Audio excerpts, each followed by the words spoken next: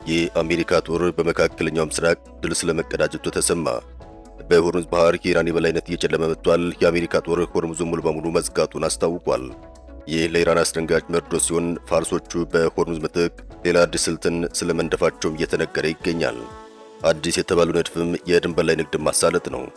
የዓለም አቀፉ የገንዘብ ተቋም በኢራን አስከፊ ነገር እያንዣበበ ነው ሲል ተደምጧል። እስራኤልም እጇን ሰጥታለች። ከሊባኖስ ጋር ለመስማማት ቃል ገብታለች ነው የተባለው። የዶናልድ ትራምፕና የጣሊያኑ ጠቅላይ ሚኒስትር የቃላት ጦርነት እንደቀጠለ ይገኛል። ፓኪስታን አሁንም ጥረቷን ቀጥላለች። ጠቅላይ ሚኒስትሩም ጉዟቸውን ጀምረዋል። የመንግስታቱ ድርጅት አሁንም እባካችሁ ስሙኝ እያለ ይገኛል። የተኩስ አቁም ስምምነቱም 7 ቀናት ብቻ ቀርተውታል። የተከበራችሁ ውድ ቤተሰቦቻችን እነዚህን ጉዳዮች በዝርዝር እነግራችኋለን። አብራችሁ እንድትቆዩ በአክብሮት እንጋብዛለን።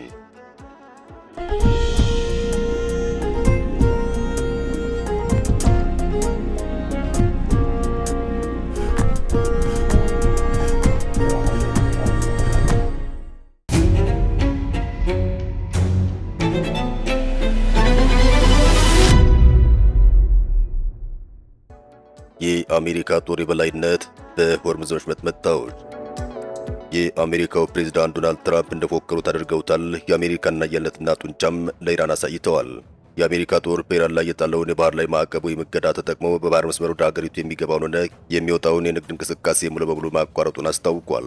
ጦሩ የወሰደውን እርምጃ ተከትሎም አሜሪካ በመካከለኛው ምስራቅ ቀጠና የባህር ላይ የበላይነት መቀዳጀቷን በይፋ አውጃለች።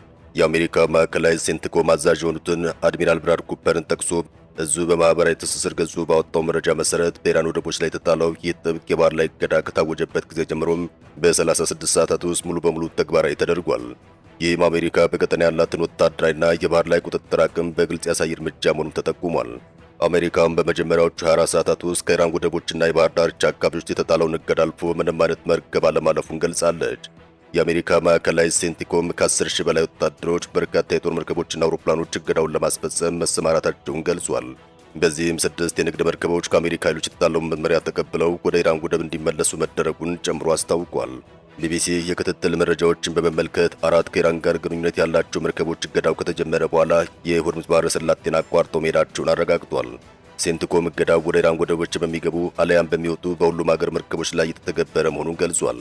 አክሎም ወደ ኢራን የማይሄዱና ከዚያም የማይወጡ መርከቦች የሚያደርጉትን እንቅስቃሴ መደገፋችንን እንቀጥላለን ብሏል።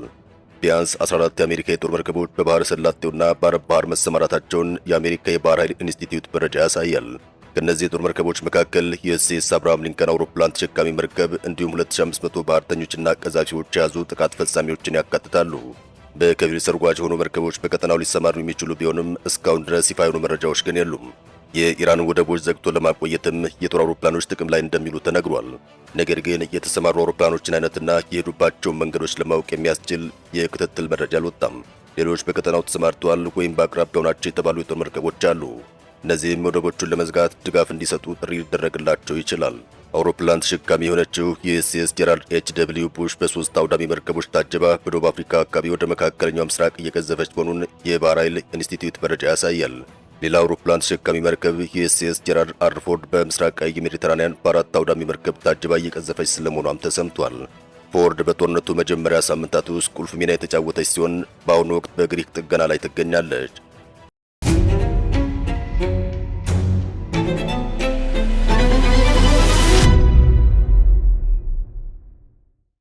የተኩስ አቁሙ ቀናቶች መገባደድና የሰላም ጭላንጭሉ። የአሜሪካው ፕሬዝዳንት ዶናልድ ትራምፕ በአሜሪካና በኢራን መካከል የሚደረገውን የሰላም ድርድር በቀጣዮቹ ቀናት ውስጥ በፓኪስታን ዳግም ሊጀመር እንደሚችል ኒውዮርክ ፖስት ለተባለው ጋዜጣ በሰጡት ቃለ ምልልሳቸው ላይ አረጋግጠዋል። ፕሬዝዳንቱ በንግግራቸው በቀጣዮቹ 2 ቀናት ውስጥ አዳዲስ ነገሮች ሊፈጠሩ ስለሚችሉ እዚያ ብትቆዩ ይመረጣል፣ እኛም ወደ ፓኪስታን የማምራት ዝንባሌ ያለን ሲሉ ተደምጠዋል። አክለውም የፓኪስታን ጦር ኤታማዦር ሹም ፊልድ ማርሻል አሲም ሙኒር በድርድሩ ዙሪያ እጅግ አስደናቂ ስራ እየሰሩ መሆናቸውን በማድነቅ የልዑክ ቡድናቸውን ወደ ፓኪስታን የመመለስ ዕድሉ ሰፊ መሆኑን አመላክተዋል። ይሁን እንጂ ትራምፕ ከዚህ ንግግራቸው ከአንድ ሰዓት ባነሰ ጊዜ ውስጥ ለዚሁ ጋዜጣ በሰጡት ሌላ አስተያየት የተለየና እርስ በርሱ የሚጋጭ ሀሳብ አንጸባርቀው ነበር። ቀደም ባለው አስተያየታቸው ከኢራን ጋር የሚደረገው ድርድር በዝግታ እየተጓዘ መሆኑና ቀጣይ ስብሰባም ፓኪስታን ላይ ላይካሄድ እንደሚችል ጠቁመው ስብሰባችን በፓኪስታን እናደርጋለን ብዬ አላስብም፣ ምናልባትም በአይምሯችን ወደ አሰብነው ሌላ ስፍራ እናምራለን ብለው ነበር። ከዚህ ጋር ተያይዞ ታዲያ ቀጣዩን ድርድር ልታስተናግድ የምትችለው ሀገር ቱርክ ልትሆን እንደምትችል ተገምቷል። ይህም በሚመለከት ጥያቄ የቀረበላቸው ዶናልድ ትራምፕ አይሆንም፣ ይበልጥ ማዕከላዊ ወደ ሆነችው አውሮፓ ሊሆን ይችላል ሲሉ መልሰዋል። ፕሬዝዳንቱ በአንድ ሰዓት ልዩነት ውስጥ ሐሳባቸው እንዲቀይሩ ያደረጋቸው ብለውም በድርድር ሂደት ላይ በአጭር ጊዜ ውስጥ የተፈጠረ አዲስ ለውጥ መኖር አለመኖሩን እስካሁን ግልጽ አላደረጉም። በአሜሪካና በኢራን መካከል የተደረገው የ2 ሳምንታት የተኩስ አቁም ስምምነት ሊጠናቀቅ 7 ቀናት ብቻ በቀሩበት በአሁኑ ወቅት ቀጣይ የሰላም ድርድር አቅጣጫ ምን ሊሆን እንደሚችል ትንታኔዎች እየወጡ ይገኛል። ከዋሽንግተን ዲሲ የተገኘው ዘገባ እንደሚያመላክተው የፕሬዝዳንት ዶናልድ ትራምፕ የጊዜ ገደቦች ብዙ ጊዜ ተለዋጭ የመሆን ባህሪ ያላቸው። በቅርቡ በፓኪስታን ይካሄድ የነበረው የመጀመሪያ ዙር ድርድር ያለ ስምምነት ቢጠናቀቅም ሁለቱም ወገኖች ድርድሩ ሙሉ በሙሉ አብቅቷል ብለው በሩን ዘግተው አለመሄዳቸውን እንደ አዎንታዊ ተስፋ ተወስዷል። ይሁን እንጂ በኢራን በኩል ከፍተኛ የመተማመን ችግር መኖሩ ተገልጿል። ባለፉት ጥቂት ወራት ኢራናውያን ከአሜሪካውያን ጋር በድርድር ላይ በነበሩባቸው ሁለት አጋጣሚዎች ድንገተኛ ጥቃት ስለደረሰባቸው ይህ ሁኔታ ዳግም እንዳይፈጠርም ጠንካራ ማረጋገጫ ይፈልጋሉ። በሌላ በኩል ፕሬዝዳንት ትራምፕ ኦቫል ኦፊስ ውጭ ሆነው በሰጡት መግለጫቸው ኢራን የኒውክሌር ጦር መሳሪያ ሊኖራት አይገባም የሚል የመጨረሻ ቅድመ መስመራቸው መሆኑን በግልጽ አሳውቀዋል። ይህ ጉዳይ ፕሬዝዳንቱ በስምምነቱ ምርጫ ቅስቀሳዎች ወቅት አጥብቀው ሲያቀነቅኑት የነበረ ጉዳይ ነው። ነገር ግን አሁን ከድርድሩ አካባቢ የሚወጡ መረጃዎች እንደሚያሳዩት ኢራን ለተወሰነ የጊዜ ገደብ ብቻ የኒውክሌር ጦር መሳሪያ እንዳታመርት የሚያግድ ስምምነት ቢቀርብ ትራምፕ ሊቀበሉት እንደሚችሉ ተጠቁሟል። የፖለቲካ ታዛቢዎች እንደሚሉት ፕሬዝዳንት ትራምፕ በአሁኑ ሰዓት ሁለት ዋና ዋና ግቦችን ይዘው እየተንቀሳቀሱ ይገኛል። አንደኛው በመካከለኛው ምስራቅ ረጅም ጊዜ የሚወስድ ጦርነት ውስጥ ላለመዘፈቅ ሲሆን፣ ሁለተኛው ደግሞ የቀድሞ ፕሬዝዳንት ባራክ ኦባማ ካደረጉት የኒውክሌር ስምምነት የተሻለና ጠንካራ የሆነ ስምምነት አምጥቶ ማሳየት መሆኑን ዘገባው አክሎ አስረድቷል።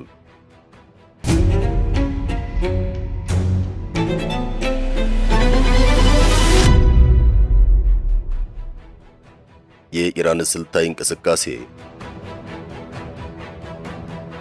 አሁን የሆርሙዝ ሰርጥ ከኢራን መንጋጋ የወጣ ይመስላል። እናም ፋርሶቹ አዲስ ንድፍን እየቀመሩ ይመስላል። ኢራን በርካታ ኪሎ ሜትሮችን የሚሸፍን የየብስና የባህር ድንበር ስላላት አሜሪካ በሆርሙዝ ባህረ ሰላጤ ላይ በጣለችው የባህር ላይ እገዳ እንደማትጎዳ የአገሪቱ የውስጥ ጉዳይ ሚኒስትር እስክንድር መሞኒ አስታውቀዋል። ሚኒስትሩ ባወጡት መግለጫ የባህር ላይ እገዳ የፈጠረውን ስጋት ለማምከን በድንበር አቅራቢያ ባሉ ግጭቶች የሚገኙ ኃላፊዎች መሰረታዊ ሸቀጦችና አቅርቦቶች ወደ ሀገር ውስጥ የሚገቡበት ሂደት ይበልጥ እንዲያቀላጥፉ ትዕዛዝ ተላልፏል ነው የተባለው። በሌላ በኩል ከቴህራን የተገኘው ዘገባ እንደሚያመላክተው ኢራናውያን ለድርድር ፍላጎት ቢኖራቸውም አሁንም ጥርጣሬና ያለመተማመን ድባብ አጥልቶባቸው ይገኛል። የኢራን መንግስት ለተጨማሪ የድርድር ዙሮች ዝግጁ መሆኑን የገለጸ ሲሆን የአገሪቱ የውጭ ጉዳይ ሚኒስትርም በቀጠናውና ከቀጠናው ውጭ ባሉ አቻዎቻቸው ጋር ተከታታይ የስልክ ውይይቶችን እያደረጉ ይገኛል። ሆኖም አሁንም በድርድር ሊፈቱ የሚገባቸው ከ2 እስከ 3 የሚደርሱ ዋና ዋና ጉዳዮች በመኖራቸው ሂደቱ በጥርጣሬ ደመና ላይ የተዋጠ ሆኗል። በተራው የኢራን ህዝብ ዘንድም የተቀላቀለ ስሜት ይስተዋላል። ድርድሮቹ ዘላቂ ሰላም ሊያመጡና የጦርነቱ ስጋት ሙሉ በሙሉ ሊያስወግዱ ይችላሉ የሚለው ተስፋቸው የመነመነ ቢሆንም በረጅም ጊዜ ሂደት ግን ማዕቀቦችን ለማንሳት መንገድ ሊከፍቱ ይችላሉ የሚል እምነት አላቸው። ኢራናውያን በቅርቡ ያሳለፉት የ40 ቀናት ጦርነት እጅግ አስከፊና ትልቅ ጠባሳ ጥሎባቸው አልፏል። በ10 ሺዎች የሚቆጠሩ የመኖሪያ አካባቢዎች፣ አፓርትመንቶችና ትምህርት ቤቶች እንዲሁም ሌሎች መሰረተ ልማቶች ጥቃቱ ኢላማ የነበሩ ሲሆን ይህ ደግሞ በነዋሪው ላይ እጅግ ከፍተኛ የሆነ ስነ ልቦናዊና ኢኮኖሚያዊ ጫናን ፈጥሯል።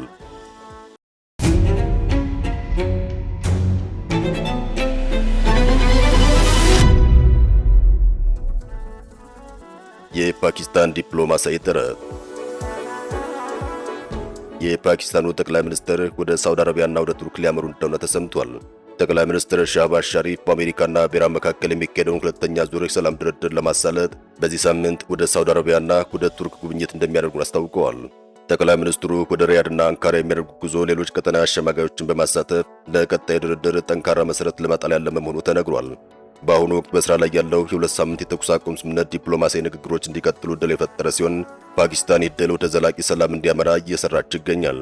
ከሳውዲ አረቢያና ከቱርክ መሪዎች ጋር የሚደረገው ምክክር በኢስላማባድ ይካሄዳል ተብሎ ለሚጠበቀው ሁለተኛ ዙር የአሜሪካ ኢራን ድርድር ወሳኝ ግብዓት እንደሚሆን ይጠበቃል።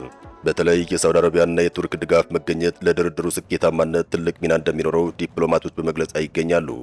ይህ በእንዲህ እንዳለ የአሜሪካው ፕሬዝዳንት ዶናልድ ትራምፕ ድርድሩ በሚቀጥሉት 2 ቀናት ውስጥ ሊቀጥል እንደሚችል ፍንጭ መስጠታቸው ይታወሳል።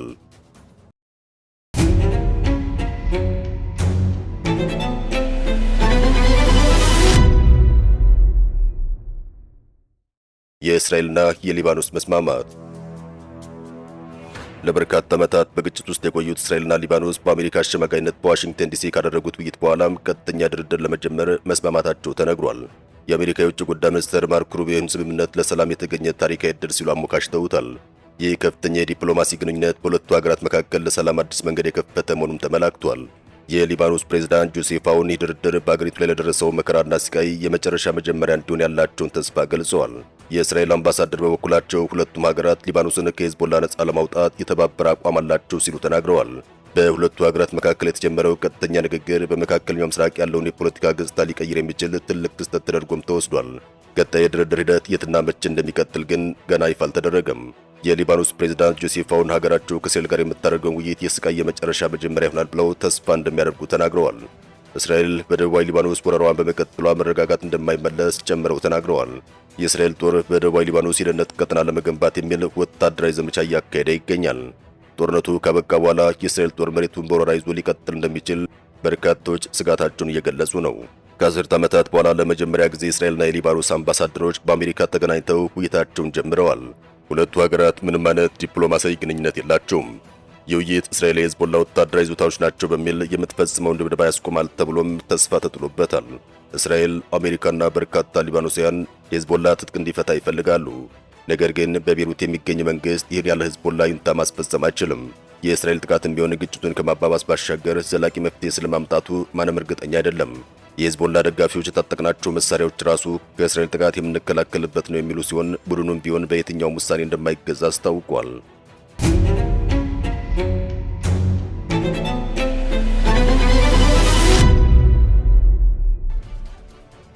የሜሎኒና የትራምፕ ግጭት። በአንድ ወቅት ዶናልድ ትራምፕ ሜሎኒን ቆንጆና ጎበዝ ሲሉ ሲያሞካሿቸው እንደነበር አይዘነጋም። ያ የመከባበር ነገር አሁን ላይ አፈርድሜ በልቷል ማለት ይቻላል። የአሜሪካው ፕሬዝዳንት ዶናልድ ትራምፕ የጣሊያኗን ጠቅላይ ሚኒስትር ጆርጂያና ሜሎኒን በኢራን ጦርነት ላይ ድፍረት ይጎላቸዋል ሲሉ ተናግረዋል። በእሷም በጣም ደንግጫለሁ፣ ድፍረት ያላት መስሎ ነበር፣ ነገር ግን ተሳስቻለሁ ሲሉም ለጣሊያኑ ጋዜጣ ኮሬሬ ዴላ ሴራ ተናግረዋል። አክለው ሜሎኒ አሜሪካ እርሷን በመወከል ስራዎች እንድትሰራ ታስባለች ብለዋል።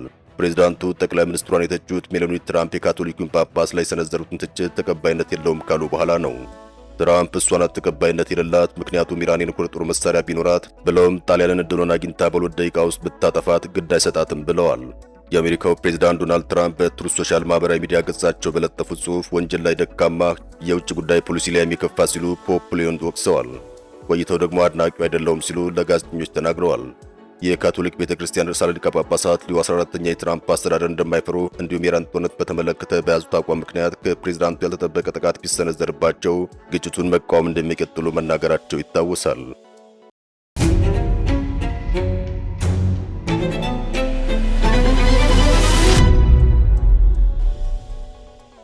ዓለም ከፊቷ የተጋረጠባት አስፈሪ ፈተና።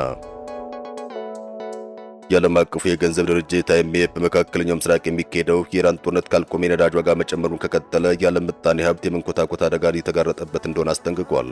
IMF የኢራን ጦርነት የሚቀጥል ከሆነ ከፍተኛ የነዳጅ የጋዝና የምግብ ዋጋ ጭማሪ ስለሚታይ የዓለም ምጣኔ ሀብት እድገት ዝቅ ሊል እንደሚችል ትንበያውን አስቀምጧል። የዓለም አቀፉ የገንዘብ ድርጅት የምጣኔ ሀብትን በተነበየበት ሪፖርቱ ላይ እንዳመላክተው የነዳጅ የጋዝና የምግብ ዋጋ እየጨመረ የሚቀጥል ከሆነ እንደ አውሮፓውያን አቆጣጠር በ2026 የዓለም የምጣኔ ሀብት እድገትም ከ200 በታች ሊቀንስ እንደሚችል ተንብዮአል። ይህ ማለት እንደ አውሮፓውያን አቆጣጠር 1980 ወዲህ 4 ጊዜ ብቻ ወደ ተከሰተው የኢኮኖሚ ቀውስ እየሄደች ነው ማለት ነው ሲልም ድርጅቱ ገልጿል። ዓለም በቅርብ ጊዜ የኢኮኖሚ ቀውስ ያጋጠማት በኮቪድ-19 ወረርሽኝ ወቅት ነበር። የኢራን ጦርነት ከተጀመረ ከ6 ሳምንታት ወዲህ ዋና የነዳጅ ዘይት መተላለፊያ የሆርሙዝ ባህረ ሰላጤ በመዘጋቱ እንዲሁም በአሜሪካና በኢራን መካከል የተደረገው የሰላም ድርድር ያለ ውጤት መጠናቀቁ የነዳጅ ዋጋ ጭማሪን አሳይቷል። በዓለም አቀፍ ደረጃ የኢኮኖሚ ቀውስ ሊያስከትሉ ከሚችሉ እጅግ አስከፊ ሁኔታዎች መካከል አንዱ የሆነው የነዳጅ ዋጋ መጨመር በዚያ ዓመት ታይቷል። አሜሪካና እስራኤል በኢራን ላይ ጦርነት ከከፈቱ ወዲህ 1 በርሜል የነዳጅ ዘይት በአማካኝ $110 ደርሷል። እንደ አውሮፓውያን አቆጣጠር በ2027 ደግሞ $125 እንደሚደርስ ተገምቷል። በእነዚህ ግምቶች ላይ በመመስረት IMF በሚቀጥሉት ዓመታት የዋጋ ግሽበት እስከ 6% ሊደርስ እንደሚችል ግምቱን አስቀምጧል። ይህ ደግሞ ብሔራዊ ባንኮች ዋጋ ጭማሪ ፍጥነት ለመቀነስ የወለድ ተመኖችን ከፍ እንዲያደርጉ ሊያስገድዳቸው ይችላል። በኢራን ግጭት ወቅት የነዳጅ ዋጋ ወደ $120 ከፍ ብሎ የነበረ ቢሆንም ማክሰኞ ዕለት 1 በርሜል ድፍድፍ ነዳጅ $98.8 ተሽጧል። የዓለም አቀፉ የገንዘብ ድርጅት IMF በሚቀጥሉት ጥቂት ሳምንታት ውስጥ ችግሩ ከተፈታና ከመካከለኛው ምስራቅ የሚወጣው የነዳጅ ምርት የውጭ ንግድ በዚህ ዓመት አጋማሽ ላይ መደበኛ መሆን ከጀመረም በፈረንጆቹ 2025 የተያዘው ዓመት የዓለም እድገት በ3.1% ብቻ እንደሚቀንስ ግምቱን አስቀምጧል። የተከበራችሁ ውድ ቤተሰቦቻችን ስለተከታተላችሁን ከልብ እናመሰግናለን። ጤና ይስጥልን።